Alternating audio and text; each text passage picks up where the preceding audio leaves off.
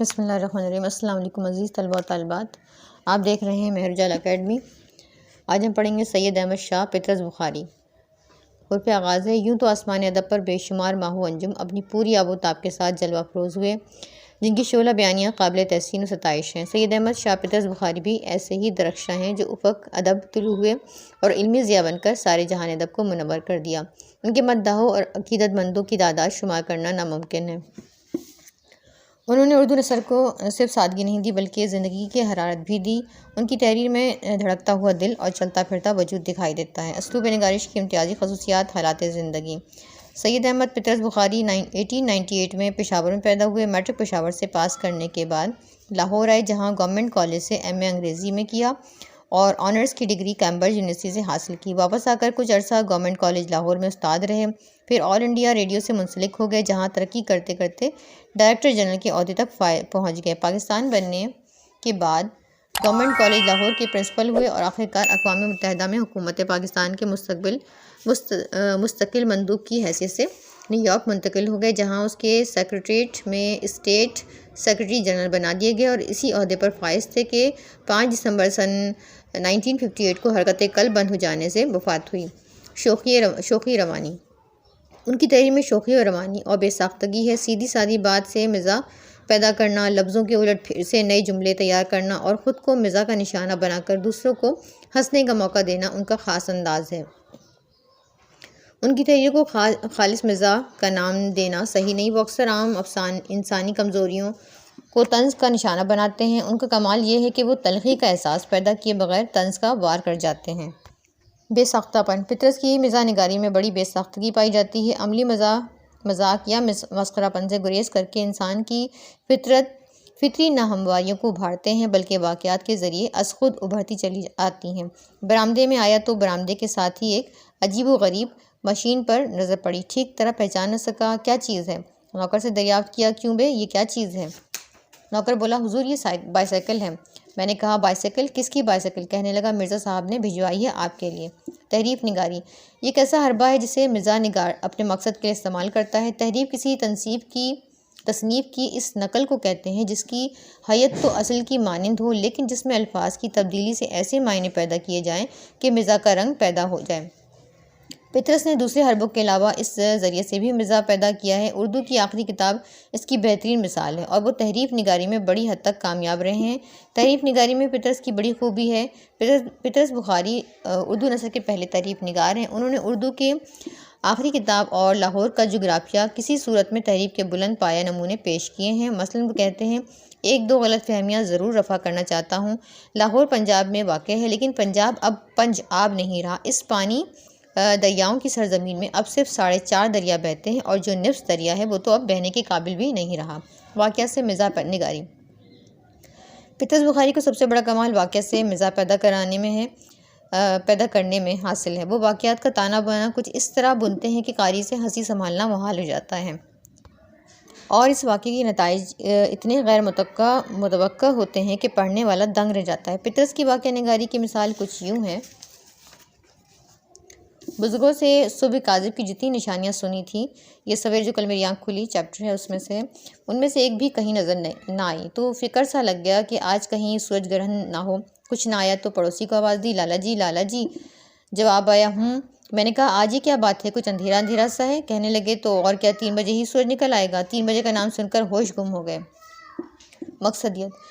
پطرس مذاق میں کام کی باتیں کہہ جاتے ہیں، چاہے لاہور کا جغرافیہ ہو، میبل اور میں، یا بچے، ہر جگہ ان کا ذہن ایک ہی نقطے کے گرد گھومتا ہے اور وہ ہے مقصدیت۔ ان کی تحریریں صرف لبوں پر تبسم ہی نہیں لاتی بلکہ قاری کو اس مقصد سے بھی روشناس کرا دیتی ہیں جو پطرس کا مطمع نظر ہوتا ہے۔ پچھلے 4 سالوں سے طلباء کی ایک اور قسم بھی دکھائی دینے لگی ہے، لیکن ان کو اچھی طرح سے دیکھنے کے لیے محدب شیشے کا استعمال ضروری ہے۔ یہ وہ لوگ ہیں جنہیں ریل کا ٹکٹ نصف قیمت پہ ملتا ہے اور اگر چاہیں تو اپنی انا کے ساتھ زنانے ڈبے میں بھی سفر کر سکتے ہیں۔ ان کی وجہ سے اب یونیورسٹی نے کالجوں پر شرط عائد کر دی ہے کہ آئندہ وہی لوگ پروفیسر مقرر کیے جائیں جو دودھ پلانے والے جانوروں میں سے ہوں۔ لاہور کا جغرافیہ میں سے ہے یہ کچھ۔ پھر ہمدردانہ انداز نظر۔ ایک مزاح نگار مصنف نے پطرس کی مزاح نگاری کی ایک خصوصیت یہ بیان کی ہے کہ پطرس نے زندگی کے مضحک پہلوؤں کی نقاب کشائی کرتے وقت یا کرداروں کی بلجوئیوں یا صورت واقعہ کی ناہمواریوں کو اجاگر کرتے ہوئے ایک ہمدردانہ انداز نظر کا مظاہرہ کیا ہے، اس لیے اسے عملی مزاح کی صورت پیش نہیں آئی۔ پطرس کا ذوق مزاح نہایت بلند ہے، وہ مزاح کے اس رنگ کے گرویدہ ہیں جو تقریب، نشریت، عملی مذاق اور لفظی کلا بازیوں سے ملوث نہیں ہوتا، بلکہ وسیع القلبی اور ذہنی کشادگی سے تحریک پاتا ہے۔ ان کے مزاح میں ایک صحت مندانہ کیفیت ہے۔ انہوں نے زندگی کی مضحکہ خیزیوں کو بے نقاب کرتے ہوئے صحت مندانہ نقطۂ نظر اختیار کیا ہے۔ لاہور کی جغرافیہ میں وہ لکھتے ہیں: جو سیاح لاہور تشریف لانے کا ارادہ رکھتے ہیں ان کو یہاں کے ذرائع آمد و رفت کے متعلق چند ضروری باتیں ذہن نشین کر لینی چاہیے تاکہ وہ یہاں کے سیاحت سے کما حقہ اثر پذیر ہو سکیں۔ جو سڑک بل کھاتی ہوئی لاہور کے بازاروں سے گزرتی ہیں تاریخی اعتبار سے بہت اہم ہے۔ یہ وہی سڑک ہے جسے شیر شاہ سوری نے بنایا تھا، آثار قدیمہ میں شمار ہوتی ہیں۔ ذات کو ہدف بنانا: پطرس نے زیادہ تر تحریروں میں اپنی ذات کو ہدف کا نشانہ بنایا ہے اور ہر واقعے میں اپنی ہمذات سے مزاحیہ کرداروں کا کام لیا ہے۔ میبل اور میں سائیکل اور میں ایک میاں ہوں میں وہ خود ہی مذاق کا نشانہ محور بنے ہیں۔ میں ایک میاں ہوں میں اپنی بیوی روشن آرا کو بلانے کے لیے تار دیتے ہیں، لیکن جلد ہی سب کچھ بھول کر وہ گھر میں دوستوں کی محفل جماتے ہیں اور خود ہی چور بن کر ایک لمبوتری سی ٹوپی پہن کر منہ کالا کر کے چلم بھرنے باورچی خانے کی طرف جاتے ہیں۔ چلم اٹھائی اور زنانے کا دروازہ کھول کر باورچی خانے کو چل دیے اور ہمارے پیچھے کمرہ کہکوں سے گونج رہا تھا۔ صحن میں پہنچے ہی تھے کہ باہر کا دروازہ کھلا اور ایک برقع پوش خاتون اندر داخل ہوئیں۔ منہ سے برقع الٹا تو روشن آرا، یہ جو ان کی بیگم تھی، یہ واپس آ چکی تھی۔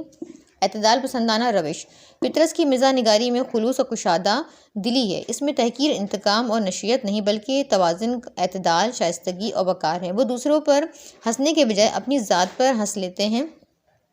وہ اپنے ماحول اور کرداروں سے ہی محبت نہیں کرتے ہیں۔ وہ حریف کو بھی کچوکے دے کر نہیں ہنستے بلکہ اس کو گلے لگا کر کہکے لگاتے ہیں۔ پطرس کا مضمون کتے: پطرس کا یہ مضمون ان کے زمانہ طالب علمی کی یادگار ہے۔ اس کو پڑھ کر یہ احساس تک نہیں ہوتا کہ اس کا لکھنے والا ایک طالب علم ہے، بلکہ گمان گزرتا ہے یہ کسی کہنہ مشق ادیب اور سرد و گرم چشیدہ و معمر لکھاری کی تخیل کی پیداوار ہے۔ یہ مضمون سب سے پہلے گورنمنٹ کالج لاہور کے علمی و ادبی محلے راوی میں چھپا اور ہر طرف پسند کیا گیا۔ رشید احمد صدیقی جیسے قلمکار بھی کہتے ہیں: پطرس نے احساس دلایا ہے کہ اس کے عہد کا شاعر کسی طرح مقام سے گر کر اپنی فن کو نہ صرف ارزاں بلکہ بے مایہ بناتا جا رہا ہے۔